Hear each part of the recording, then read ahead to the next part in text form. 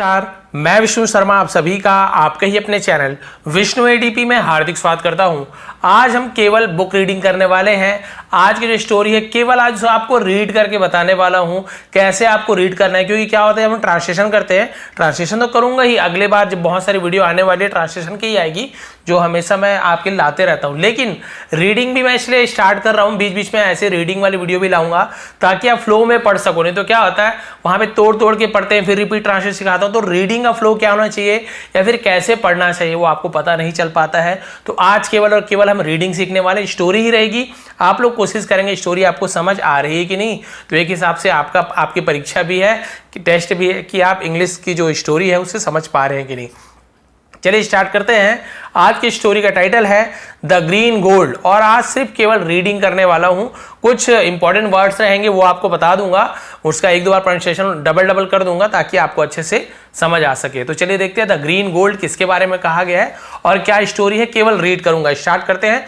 थोड़ी सी जो स्पीड रहेगी मेरी, मतलब उसको मैं ज्यादा स्लो नहीं रखूंगा, ज्यादा फास्ट नहीं रखूंगा, यानी कि थोड़ा सा ऐसे रखूंगा ताकि आपको थोड़ा समझ आए। चाहे तो मैं स्पीड भी पढ़ सकता हूँ, ऐसे कि the king of Raigarh Sursen was very fond of hunting, once he was out of hunting it rain heavily, ये भी पढ़ सकता हूँ। लेकिन इतना पढ़ूंगा तो कोई मतलब नहीं है, मुझे आता है इसका मतलब ये नहीं कि बस मैं अपना दिखाते हूँ कि आता है।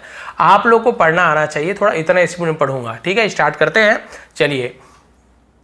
The king of Raigarh Sursen was very fond of hunting, fond शौकीन होना, once he was out for hunting it rained heavily, he got badly soaked and thereafter fell ill. The king could not sleep that night. He kept on thinking about the problems the rain created for him, like it made hunting difficult. He got soaked and fell ill, etc. etc को etc कहते हैं, इत्यादि और भी ऐसे। ठीक है। He wanted to have a solution. If I make a palace in the forest, it will not only save me from the rain, but also make hunting easy. He thought. With his plan in mind, he slept peacefully. आगे देखते हैं।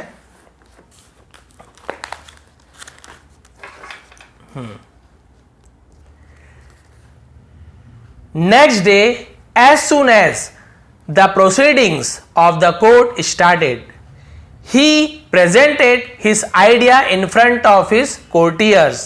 Courtiers, दरबारियों courtiers कहा जाता है। Thought the courtiers were not happy with this plan. They were scared to say anything. Some of the courtiers saw it as a chance to gain favor of the king. So they flattered the king. Flattered करना है चापलूसी करना, उसे हम flattered कहते हैं। Flattered the king for his intelligent plan. Happy with the flattery भाई flattered से flattery बना है, flattered यानी चापलूसी करना, flattery यानी चापलूसी। Of his courtiers, the king ordered the minister to get a palace built in the forest at the earliest यानी पहले, बहुत जल्दी, earliest कहते हैं। The structure of the palace was designed and a group of laborers वो जो हम क्या बोलते हैं मजदूर, उसे laborers कहा जाता है, was sent to the forest for cutting the trees. A troop of soldiers, troop यानी होती है टोली, झुंड को हम troop कहते हैं, टोली। ठीक है। Soldiers was appointed in the forest to protect these laborers from wild animals. The noise produced during the cutting of trees disturbed the peace of the forest. On seeing their home getting destroyed, ये तो पता है आपको, destroyed यानी मतलब खत्म हो जाना, अंत हो जाना, नुकसान से destroy कहते हैं, नष्ट हो जाना।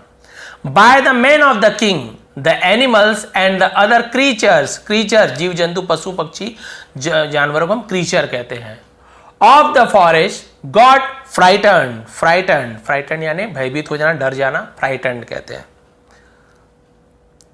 and grouped at the at a place to discuss the problem. Discuss आपको पता है चर्चा करना। In this meeting all animals participated, हिस्सा लेना। They presented their view points but in vain. Vain यानी होता व्यर्थ हो जाना, बेकार हो जाना, उसे वेन कहते हैं। बस 2 पेज बचा है।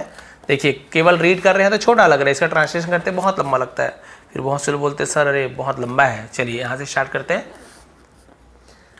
Then they approached a hermit, approached यानी पहुंचे, हु वॉज परफॉर्मिंग पेनांस। अब ये भी आप देख लीजिए, ये भी आपके लिए नया वर्ड है, इसे हम पेनेंस कहते हैं। पेनांस, पेनेंस ऐसे करेंगे, ठीक है। शायद मैंने पेनांस पढ़ दिया था। पेनेंस यानी होता है तपस्या करना। परफॉर्मिंग पेनेंस, तपस्या कर रहे थे।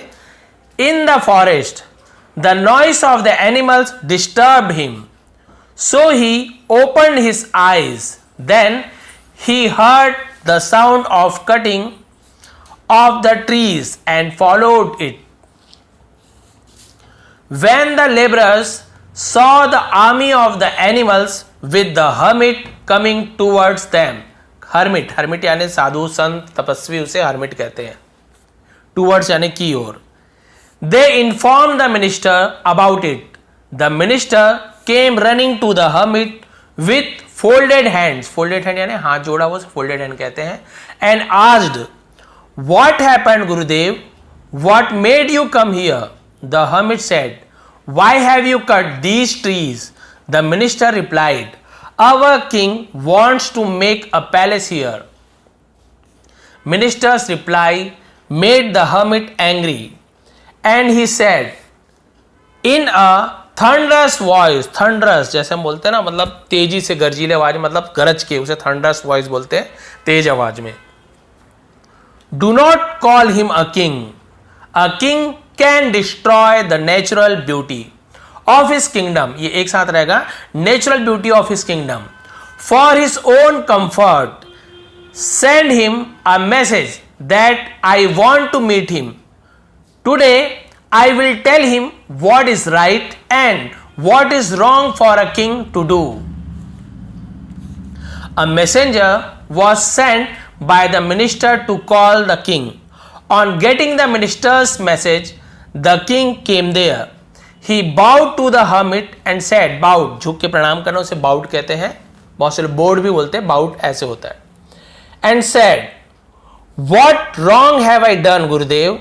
The hermit said to the king, you have committed a great blunder. यहां पर नया वर्ड मिला आपको, blunder. blunder यानी बहुत बड़ी भूल, बहुत बड़ी गलती को blunder बोलते हैं। You do not know what you should do and what you shouldn't. Who gave you the right to cut the innocent trees? Innocent यानी मासूम, बेकसूर को innocent कहते हैं। And destroy the home of animals who live in the forest. You have not planted these trees, so you have no right to cut them. You have no right to take something you cannot give. So stop cutting the trees.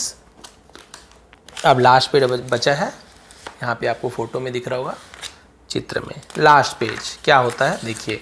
फिर इसका PDF provide कर दूंगा ताकि एक बार आप read करें और translation करने की कोशिश करें। फिर अगर आप कहेंगे तो इसका ट्रांसलेशन वीडियो भी ले आऊंगा।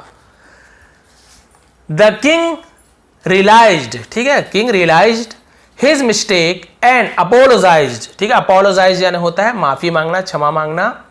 To the hermit, he said, I have committed a big mistake. Kindly pardon me. Kindly यानी कृपया, pardon यानी क्षमा करना, माफी मांगना, तो उसे pardon बोलते हैं, me. I promise that from now on I will always protect the forest. But the hermit was still upset. He said, You have cut so many innocent trees and disturbed the peace and, अब यहाँ पे देखिए आपको यहाँ पे नया word और मिल रहा है, यहाँ पे ये क्या लिखा हुआ है, ट्रैंक्विलिटी। क्या लिखा हुआ है, ट्रैंक्विलिटी, इसका मतलब होता है शांति, ठीक है। Of the forest you don't deserve a pardon, तो ट्रैंक्विलिटी यानी होता है शांति। लास्ट पैराग्राफ बच्चा, 2 last. Sursen hung his head in shame, shame शर्मिंदा, while the hermit continued, just think how much forest gives you and how much you repay them. See how your neighboring, ठीक है, neighboring यानी होता है पड़ोसी, states destroyed the forests for agriculture, कृषि खेती, and are now suffering from drought, सूखा उसे हम ड्रॉट कहते हैं। These trees are like gold and a treasure of your own treasure, खजाना, संपत्ति। Last paragraph. Now I have understood the value of trees, said the king apologizingly। यहां पर भी देखिए apologize होता है, उसी के क्या बना है, apologetically। I promise I won't cut any more trees in the further, rather will encourage the people, encourage यानी उत्साहवर्धन करना, the people to grow more and more trees, that is good, said the saint and went from there along with his army of the animals। अब यहाँ पे देखिए Saint यानी भी क्या होता है, संत बोलते हैं ना, सेंट थॉमस, तो एक्चुअल में संत है, इंग्लिश में सेंट बोल देते हैं। तो देखिए ये थी आज की केवल रीडिंग और रीडिंग। आप देखिए रीडिंग में आपको लगा होगा कि हाँ इस प्रकार से रीडिंग करेंगे तो थोड़ा अच्छा इम्पैक्ट पड़ता है। वैसे तो और फास्ट रीडिंग भी इसकी हो सकती है, लेकिन बहुत ज़्यादा फास्ट रीडिंग करोगे सामने वाले को समझ ही नहीं आएगा। तो क्या मतलब, देखिए The king could not sleep that night. He kept on thinking about the problems the rain created for him, like it made hunting difficult. He got soaked and fell it, etc. He wanted to have a solution. If I make a palace in the forest, it will not only save me from the rain but also make hunting easy. अब इस प्रकार से भी आप read कर सकते हैं ये, लेकिन आप ये सोच रहे होंगे अरे सर हम इतना नहीं कर पाते या नहीं आता। आप बिल्कुल भी अपने आप को मतलब नीचा मत दिखाइए कि नहीं हम नहीं कर सकते, कम मत सोचिए। आपको क्या करना है, मैं भी पहले नहीं पढ़ पाता था, बहुत ज़्यादा फम्बल होता था, बहुत अटकता था, लंबे वर्ड में बिल्कुल रुक जाता था। किससे हुआ है, केवल और केवल प्रैक्टिस से। मुझे इतने साल लगे, आप तभी स्टार्ट ही कर रहे हो, वीडियो देख ही रहे हो।